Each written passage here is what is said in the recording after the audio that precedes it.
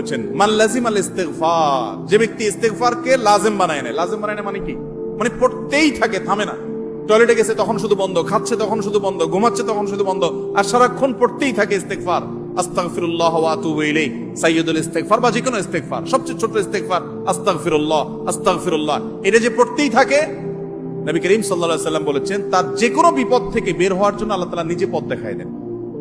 এমন ভাবে পথ দেখাবেন সে কল্পনাও করবে না। এবং জীবনে বহুবার আমি আমলটা করে দেখেছি, কঠিন কঠিন বিপদে আল্লাহ তাআলা কিভাবে উদ্ধার করেছেন আমি নিজে অবাক হয়ে গেছি, সারপ্রাইজড হয়ে গেছি। নাম্বার 3, দুরুদ। দুরুদের ক্ষেত্রেও হাদিসে একই কথা বলা আছে, যে ব্যক্তি দুরুদ বেশি বেশি পড়বে ওই ব্যক্তির সমস্ত পেরেশানি থেকে মুক্ত হওয়ার জন্য এই দুরুদ যথেষ্ট হয়ে যাবে।